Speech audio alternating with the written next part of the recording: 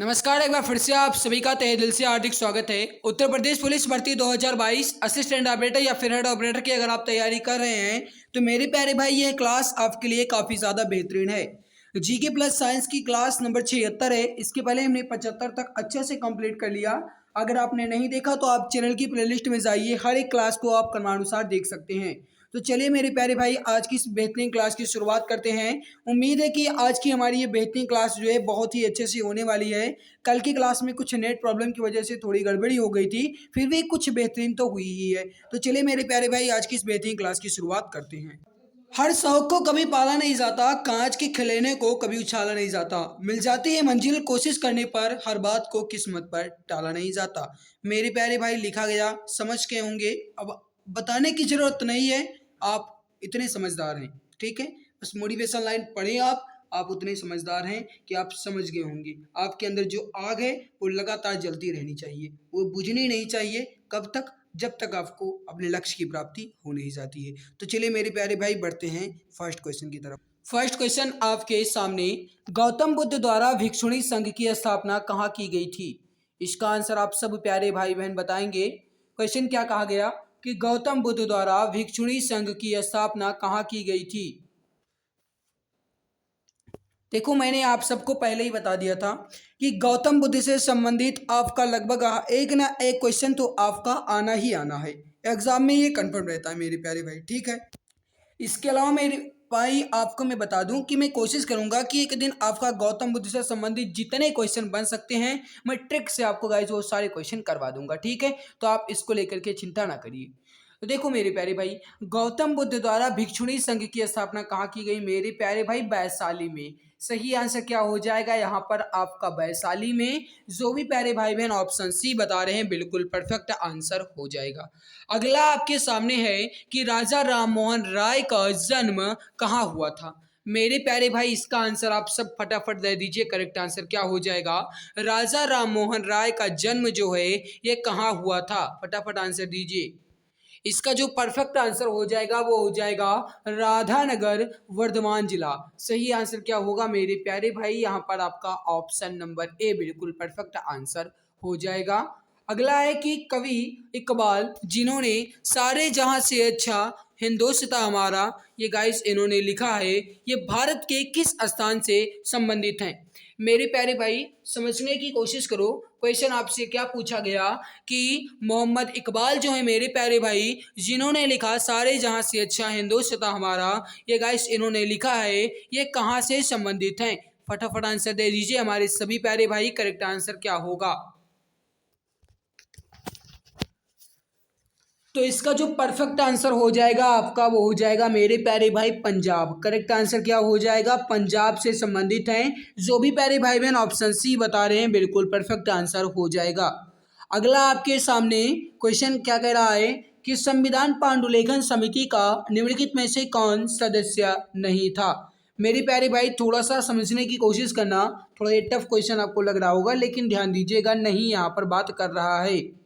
देखो, संविधान पांडुलेखन समिति का निम्नलिखित में से कौन सदस्य नहीं था, यह क्वेश्चन आपसे पूछा गया। मेरे प्यारे भाई, इसका सही आंसर हो जाएगा आपका, वो हो जाएगा जवाहरलाल नेहरू। जो भी प्यारे भाई बहन ऑप्शन बी बता रहे हैं बिल्कुल परफेक्ट आंसर हो जाएगा। अगला है कि भारत में राष्ट्रपति जो हैं ये चुने जाते हैं किनके द्वारा? इसका आंसर आप दे दो। मेरे प्यारे भाई, आप ये फटाफट कमेंट करके पहले बता दो। मैंने देखा है कि कई सारे बच्चे हमारे पास कमेंट्स कर रहे हैं कि सर जीके की क्लास जो है ये अलग चलाइए और साइंस की क्लास अलग चलाइए। मेरे प्यारे भाई, क्या आप भी यह चाहते हैं कि साइंस की क्लास जो है ये अलग हो और जीके की क्लास अलग हो? हाँ, मुझे ये लगता है मेरे प्यारे भाई, अगर जीके की क्लास आपकी अलग होगी तो ये निश्चित है मेरे प्यारे भाई कि उसमें जीके के क्वेश्चन की संख्या ज़्यादा होगी। अगर साइंस की अलग होगी तो उसमें साइंस की भी क्वेश्चन की ज़्यादा होगी संख्या।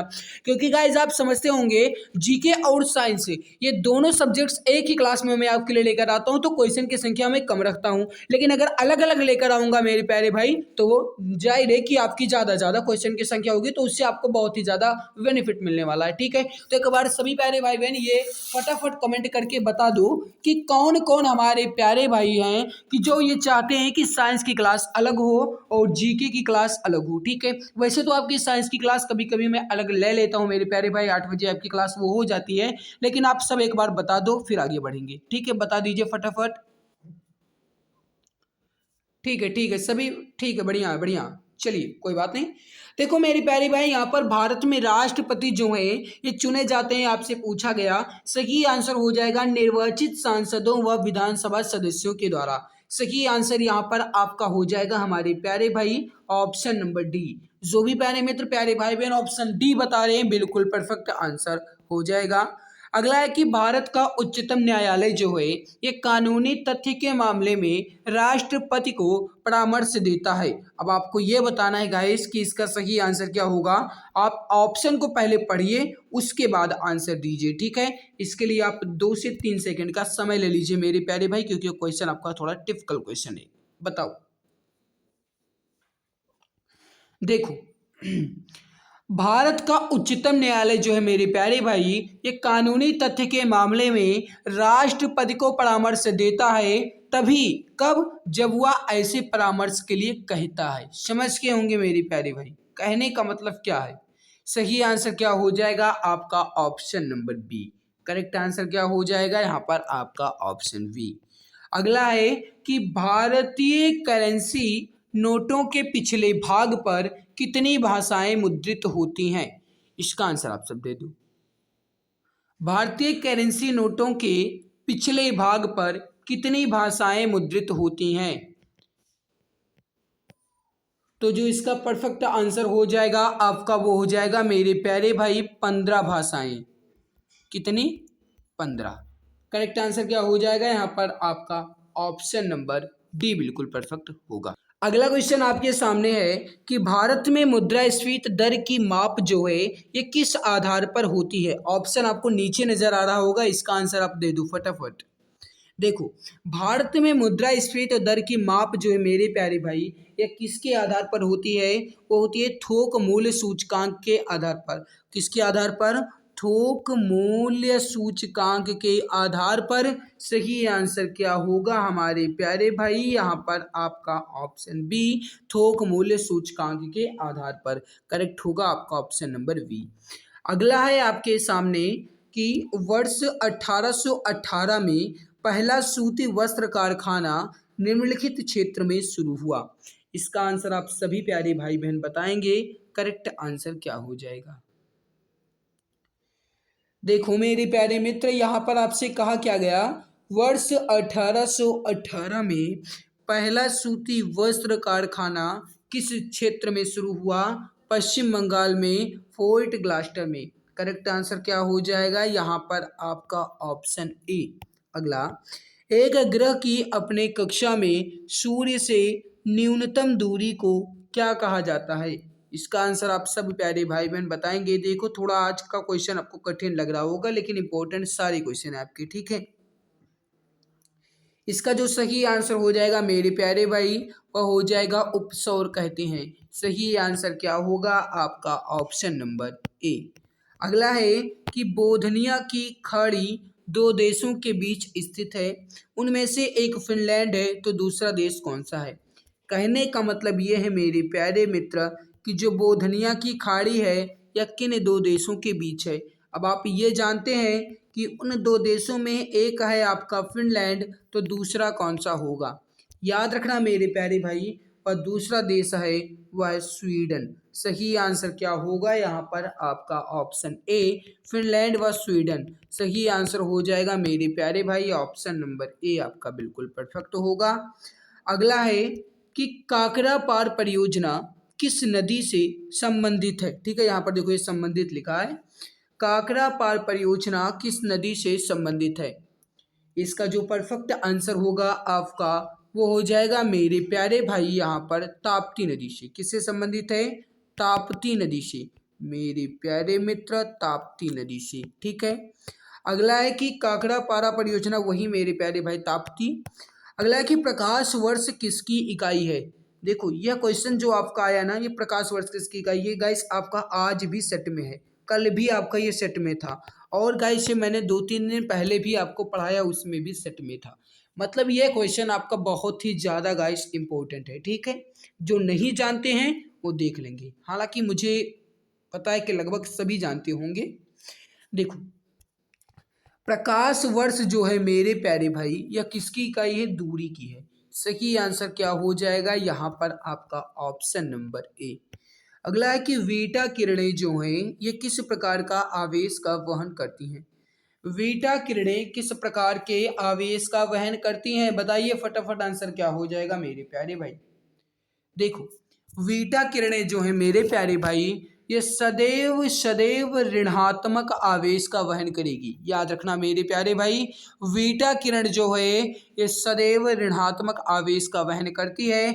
ऑप्शन बी आपका बिल्कुल परफेक्ट होगा। अगला है कि खसरा निम्नलिखित संक्रमण के कारण होता है। कहने का मतलब ये हुआ मेरे प्यारे मित्र कि खसरा जो है ये किस संक्रमण के कारण होता है? बताइए करेक्ट आंसर क्या हो जाएगा? मेरे प्यारे भाई याद रखना, खसरा जो है ये विषाणु के कारण होता है। सही आंसर क्या हो जाएगा यहाँ पर आपका? Option number A. जो भी प्यारे भाई बहन प्यारे मित्र यहाँ पर ऑप्शन ए बता रहे हैं, बिल्कुल परफेक्ट आंसर होगा, बिल्कुल करेक्ट आंसर आपका हो जाएगा। अगला है कि भारतीय शास्त्रीय नृत्य की सबसे प्राचीन शैली इनमें से कौन सी है?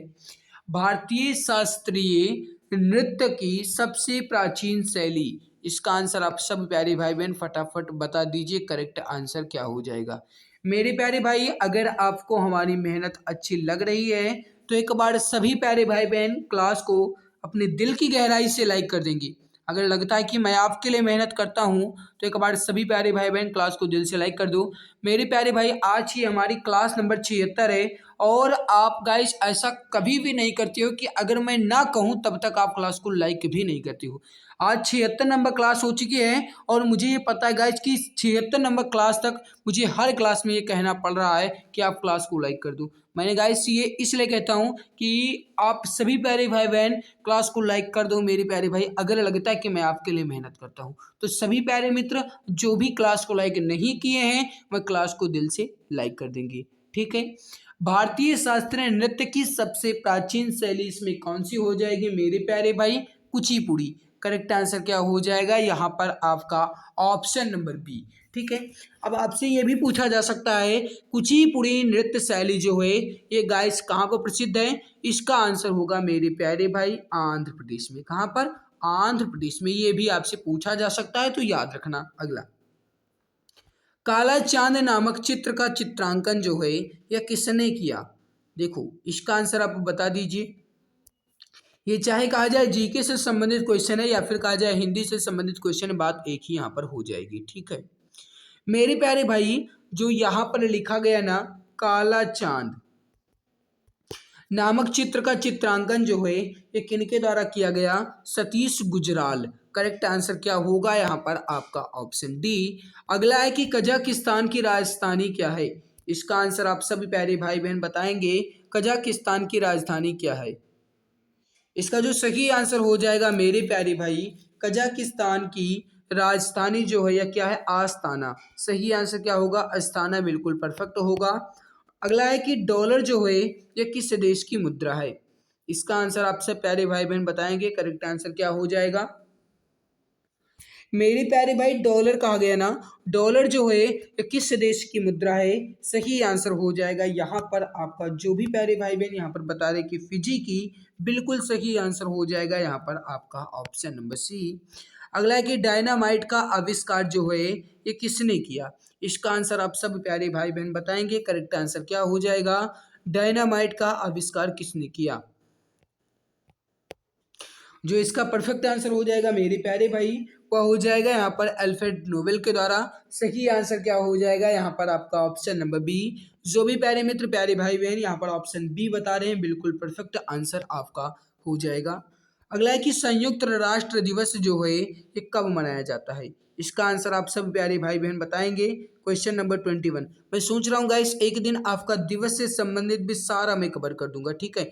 दिवस से संबंधित मैं सारे क्वेश्चंस आपके कवर कर दूंगा गाइस, फिर आपका दिवस से संबंधित कोई भी क्वेश्चन नहीं रहेगा जो आपके एग्जाम में और आप ना जाने।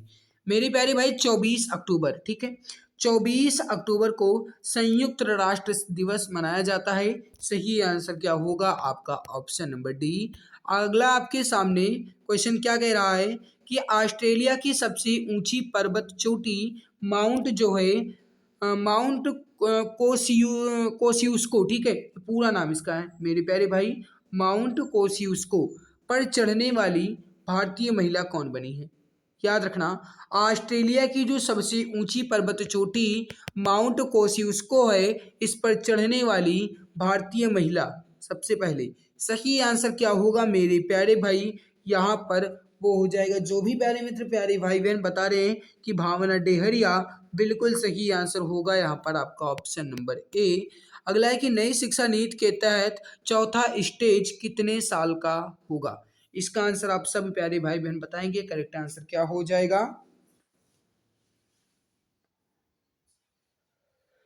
जो भी प्यारे मित्र प्यारे भाई बहन यहाँ पर बता रहे हैं कि इसका जो चौथा स्टेज होगा मेरे प्यारे भाई, वो 4 वर्ष का होगा। जो भी प्यारे भाई बहन प्यारे मित्र यहाँ पर ऑप्शन बी बता रहे हैं 4 वर्ष का, बिल्कुल परफेक्ट होगा।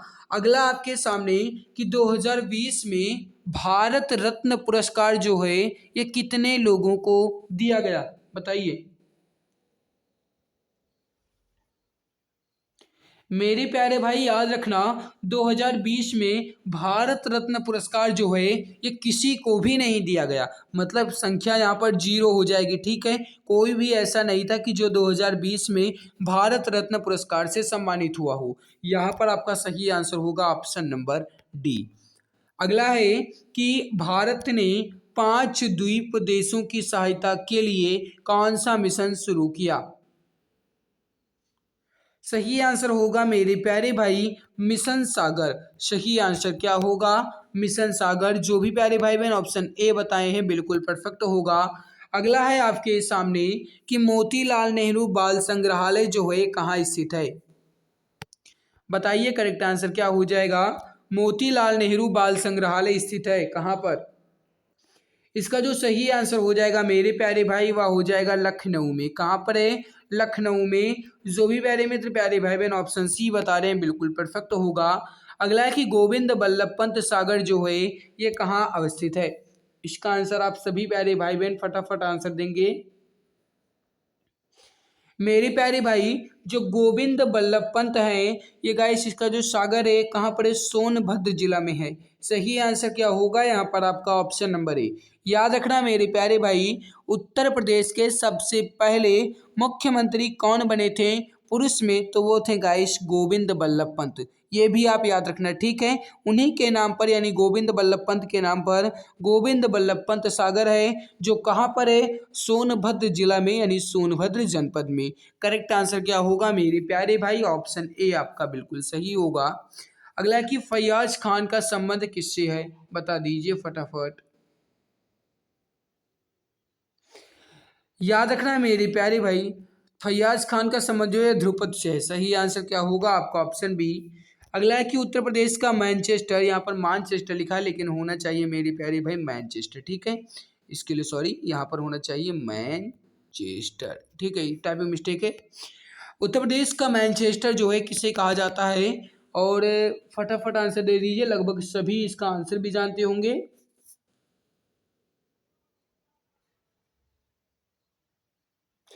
तो जो भी प्यारे भाई बहन बता रहे हैं कि कानपुर को उत्तर प्रदेश का मैनचेस्टर कहते हैं, बिल्कुल सही आंसर होगा, बिल्कुल परफेक्ट आंसर आपका होगा।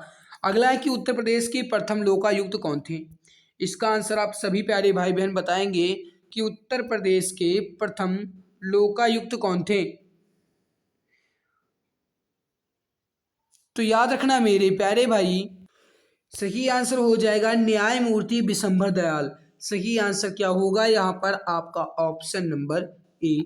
अगला है कि उत्तर प्रदेश का सबसे अधिक क्षेत्रफल वाला जिला कौन सा है। इसका आंसर आप सभी प्यारे भाई बहन बताएंगे, करेक्ट आंसर क्या हो जाएगा।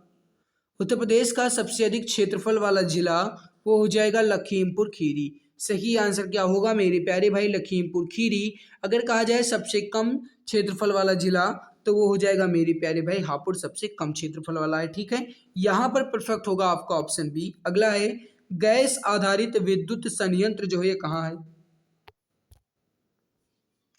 गैस आधारित विद्युत संयंत्र जो है मेरे प्यारे भाई, ये कहाँ है? ये है औरैया में। कहाँ है? औरैया एवं दादरी में। सही आंसर क्या होगा आपका? ऑप्शन नंबर ए बिल्कुल परफेक्ट आंसर हो जाएगा। तो मेरे प्यारे मित्र, यहाँ पर हमने जीके के क्वेश्चंस को कवर कर लिया। अब हम बढ़ते हैं साइंस क्वेश्चंस की तरफ, लेकिन उससे पहले मैं आप सबसे फिर से रिक्वेस्ट करता हूं, जो भी प्यारे भाई बहन चैनल पर पहली बार आए हैं वे चैनल को सब्सक्राइब कर लेंगे। जिसने क्लास को लाइक नहीं किया है वे क्लास को दिल से लाइक कर देंगे। फिजिक्स में फर्स्ट क्वेश्चन आपके सामने, चाल दूरी और समय का सही संबंध इनमें से कौन सा होगा? इसका आंसर आप सभी प्यारे भाई बहन बता दीजिए। करेक्ट आंसर क्या होगा? चाल दूरी और समय का सही संबंध। आप सभी जानते हैं कि चाल बराबर होता है दूरी बटे समय। चाल बराबर क्या होता है? दूरी बटे समय।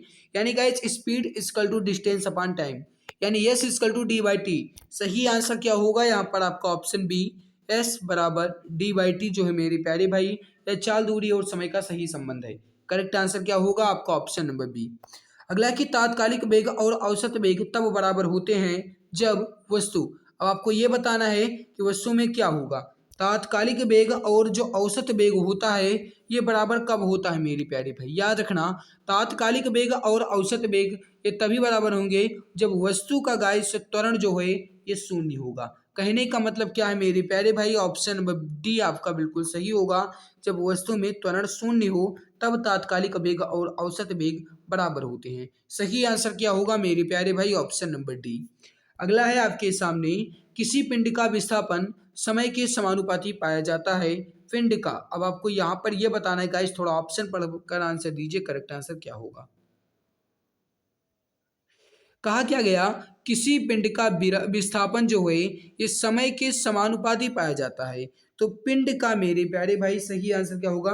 पिंड जो है यह पिंड का वेग जो है मेरे प्यारे भाई ये समरूप होगा। सही आंसर क्या होगा आपका? Option number A. अगला आपके सामने कि मुक्तावस्था में गिरते हुए एक पिंड द्वारा तय की गई दूरी जो है यह किसके समानुपाती होती है? मेरे प्यारे भाई, मुक्तावस्था में गिरते हुए पिंड द्वारा तय की गई दूरी जो है मेरे प्यारे भाई, वह पिंड द्वारा गिरने में लिए गए समय के वर्ग के समानुपाती होती है। कहने का मतलब है मेरे प्यारे भाई, जो यहाँ पर आपका ऑप्शन बी लिखा गया, गिरने गिरने सॉरी ऑप्शन सी, गिरने के समय का वर्ग, गिरने के समय का वर्ग के समानुपाती होगी। सही आंसर क्या होगा मेरे प्यारे भाई? यहाँ पर आपका ऑप्शन सी बिल्कुल परफेक्ट हो जाएगा। अगला आपके सामने है कि रेखीय गति में जड़त्व के समान घूर्णन गति में संगत राशि कौन सी है? इसका आंसर आप बता दो। सही आंसर हो जाएगा मेरे प्यारे भाई, वह हो जाएगा इनर्शिया या फिर जड़त्व। सही आंसर क्या होगा आपका? Option C. अगला है कि रेल पटरी वक्र पर झुकी रहती है क्यों? रेल की जो पटरियां होती हैं मेरे प्यारे भाई, यह वक्र पर कहा जाए या फिर कहा जाए जहां पर मोड़ लेती हैं वहां पर झुकी रहती हैं, आखिर क्यों? इसका जो परफेक्ट आंसर होगा मेरे प्यारे भाई, वह ऐसा इसलिए होता है गाइस, वो होता है आवश्यक अभिकेंद्री बल के लिए। ठीक है, यानी वो केंद्र की ओर बल लगेगा। सही आंसर क्या होगा आपका? Option number C. जो भी प्यारे भाई बहन ऑप्शन सी बता रहे हैं बिल्कुल परफेक्ट आंसर हो जाएगा। अगला आपके सामने, एक वृत्ताकार पथ में स्थिर गति वाले पिंड की गति को क्या कहा जाता है? एक वृत्ताकार पथ में स्थिर गति वाले पिंड की गति को क्या कहा जाएगा? मेरे प्यारे भाई, स्थिर गति वाली कहा गया ना, मतलब कहा क्या गया मेरे प्यारे भाई, उसमें वृत्ताकार कहा गया। ये तो आप जानते होंगे, वृत्ताकार में अगर कोई गति होती है तो वृत्तीय गति कहलाती है, और स्थिर गति है मतलब होगा इस समान से है। सही आंसर क्या हो जाएगा? समान वृत्तीय गति। करेक्ट आंसर क्या होगा प्यारे भाई? Option number D. अगला है कि जब एक वस्तु एक समान वृत्तीय वेग उत्पन्न करती है तो निम्नलिखित में से कौन सा परिवर्तित होता है? मेरे प्यारे भाई, कहा क्या गया है आपसे यहाँ पर कि जब एक वस्तु एक समान वृत्तीय वेग उत्पन्न करती है तो निम्नलिखित में से कौन सा इसमें परिवर्तित होगा? आप याद रखना मेरी प्यारी भाई, कोई वस्तु या फिर अगर कहा जाए कोई पिंड है, अगर वह एक सामान्य वृत्तीय वेग से गति कर रहा है तो ये निश्चित है गाइस कि उसमें उसकी दिशा में परिवर्तन होता रहेगा। कहने का मतलब क्या है, यहाँ पर आपका ऑप्शन डी बिल्कुल परफेक्ट आंसर हो जाएगा।